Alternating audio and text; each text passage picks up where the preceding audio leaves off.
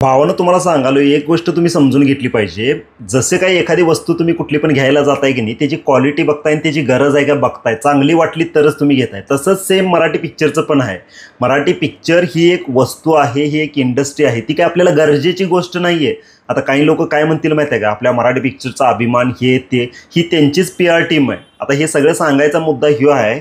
आता अक्षरशः ही Marathi film industry की नाही ही काही ठराविक लोक आहेत ते आता हागाय तर चालू केल्यातच. वेगवेगळं असले पिक्चर काढून, वेगवेगळं नाही हाय तेच पिक्चर काढून हागून डरगाळून रटराड करायला चालू केल्यात. आणि ही जेव्हा आपली इंडस्ट्री पूर्णपणे बंद पडेल की नाही तेव्हाच यांच्या जीवाला समाधान मिळणार आहे असं वाटायला लागले. अक्षरशः आता डब गायला आली आहे, डब गायला तर आली आहेच ही इंडस्ट्री आपली, पण त्याच्यावर त्यांचं समाधान नाही आहे. समाधान त्यांना वाटणंच झाले. अक्षरशः त्यांनी की नाही पूर्ण बंद पाडणार आहेत. एकेकाळी जशी मल्याळम पिक्चरची अवस्था झाली की नाही, जसे भाभीवाले पिक्चर काढत होते सॉफ्ट पॉर्नवाले, हां सविता भाभीचे, त्यांची जशी अवस्था झाली ना सेम तशीच अवस्था झाली आहे. आणि तेच बॉलिवूडला फॉलो करत तसं त्यांनी केलं. आणि मध्ये आलेले थोडे पिक्चर अंगप्रदर्शन करून बघितलं, रिमेक केलं, सगळं हाय त्याच स्टोरीचे पिक्चर काढले, सगळं तेच करायला लागल्यात. आता यांच्या स्टोऱ्या जरी तुम्ही बघितला की नाही या मराठी इंडस्ट्रीच्या, लग्न, नवरा बायको, शाळेतलं प्रेम, कॉलेजमधलं प्रेम, लग्नाआधीचं प्रेम, लग्नानंतरचं प्रेम, ह्याचा नवरा त्याची बायको, बायकोचं नवऱ्यावर प्रेम नाही, नवऱ्याचं बायकोवर नाही, ह्या नवऱ्याचं त्या बायकोवर प्रेम आहे, दुसऱ्याचं नवऱ्याचं ह्याच्या बायकोवर, ह्या बायकोचं दुसऱ्याच्या नवऱ्यावर. हे विषय सोडून की नाही ह्यात कुठलेच विषय तुम्हाला वेगळे मिळणार नाही. 99.99% 0.1% कुठंतरी एक वेगळा विषय येतोय. 0.1%. जसा तो वाळवी म्हणा किंवा पाणी पिक्चर म्हणा, हे असे ठराविकच. आता हे सगळं का सांगायला लागलो माहिती आहे काय, तुम्ही तुमचे पैसे आहेत की नाही ते पैसे ह्या असल्या पिक्चरवर लावण्यापेक्षा शेजारी जावा, वडापाव खावा, दूध प्या, लस्सी प्या, ह्याच्यावर पैसे घालवा. या असल्या पिक्चरवर की नाही फालतू पिक्चरवर पैसे वाया घालवू नका. आता 3 नवीन आणि पिक्चर या लागलेत बघा. यांना काय वाटणं कसं झालं काय माहिती जीवाला. आणि ती हास्य जत्रावाली टीम आहे की नाही, हास्य जत्राची टीम, आई शपथ डोक्यात चालली आहे डोक्यात. त्यांचा पिक्चर चिकी चिकी बुबूम बूम, त्यानंतर गुलकंद, हे 2 पिक्चरचे तुम्ही टीजर बघितलं की नाही सगळी हास्य जत्राची टीम आहे. आणि त्या हास्य जत्रा टीमला त्यांना काय वाटायला लागले माहिती आहे काय, सिरीज आम्ही ही सिरियल जी चालू आहे की नाही ही सगळी म्हणजे हे जे स्किट चालू आहे की नाही तसेच आणि एक 5-6 स्किट, एक स्किट 15-20 मिनिटाचं गुणिले 7-8 स्किट गोळा करायचे आणि पिक्चर बनला. आणि सांगतात पण इंटरव्ह्यूमध्ये काय सांगतात माहिती आहे काय, आम्ही चित्रपटाचं या शूटिंग करताना चिकी चिकी बुबूम बूम अजिबात सिरियस नव्हतो, सर्वजण खूप एन्जॉय करत होतो. कसं सिरियस राहशीला आणि कसा चांगला पिक्चर बनेल, जर सिरियस होशीला तर चांगला पिक्चर बनेल ना. पण ही काही सिरियस होणार नाही. आता ऑडियन्सनं, प्रेक्षकांनी आपण सिरियस व्हायला पाहिजे आणि यांना सिरियस करायला पाहिजे. अक्षरशः ऑडियन्स आणि मराठी फिल्म इंडस्ट्री व्हेंटिलेटर म्हणजे ऑक्सिजन मास्कवर आहे. हां कधी एकदा दम तोडते असं झालंय त्यांचं. पण ही काय सुधारणा झाली. आणि यांचा कॉन्फिडन्स बघा. आता मागच्याच महिन्यात तो कुठला तो इलू इलू इलू इलू आणि त्यानंतर मानापमान हे असले फालतूचे पिक्चर येऊन गेले. त्याच्यानंतर आता ह्या महिन्यात आणि या लागलेत त्याच्यामध्ये गुलकंद. आता गुलकंदमध्ये सई तामणकर आहेत आणि आपले प्रसाद ओक आहेत. आणखीन एक जोडी आहे त्याच्यामध्ये, ईशा डे आहे आणि की कोणतं हास्य जत्रातली जी टीम आहे. आणि दुसरा म्हणजे चिकी चिकी बुबूम बूम. आता ही दोन्ही म्हणजे हास्य जत्राची टीम आहे. ह्यात काय आहे, ह्याचं प्रेम त्याच्यावर.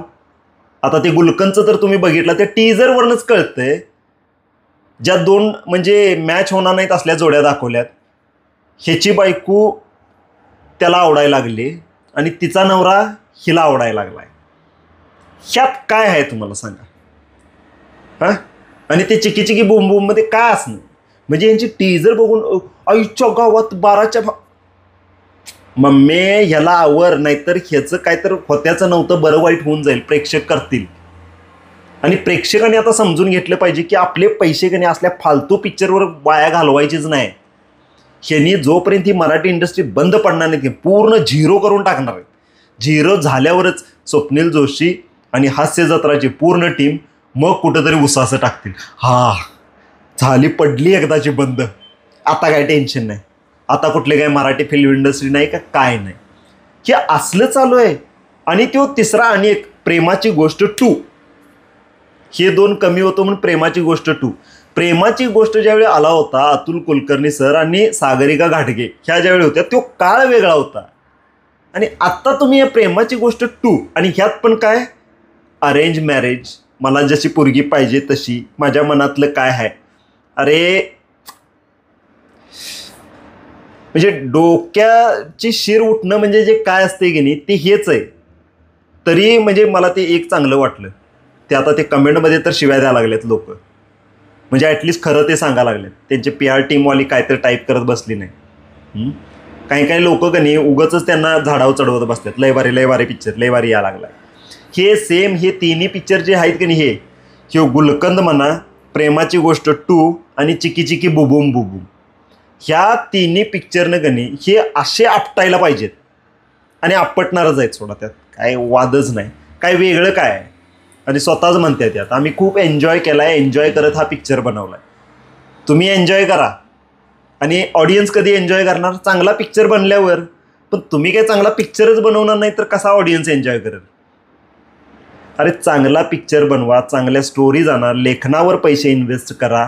आता सई तामणकर, तुम्ही आपल्या ह्यांचा आदित्य सरपोतदार यांचा तो आता सिक्रेट्स ऑफ शिलेदार ही वेब सिरीज बघितली का?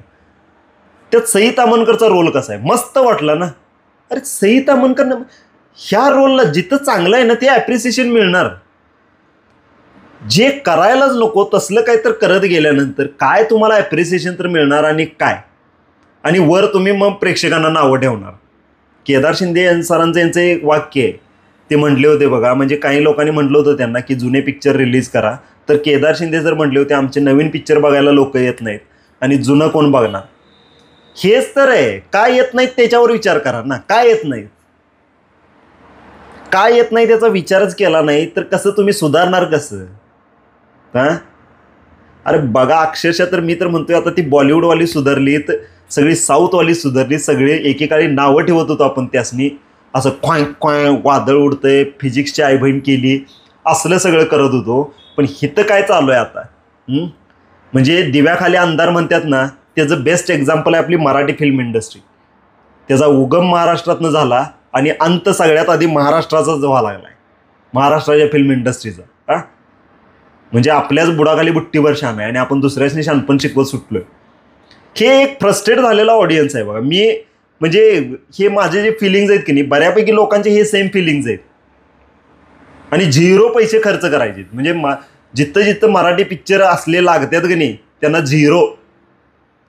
मी तर म्हटलोय कोण तर चुकून गेला का नाही त्याला पैसेच लय झाल्यात म्हणायचे. आणि आपण मराठी ऑडियन्स का नाही अशा लोकांचे हे पिक्चर बघतोय त्यामुळं यांना असं प्रोत्साहन येतं आहे असले पिक्चर काढायला.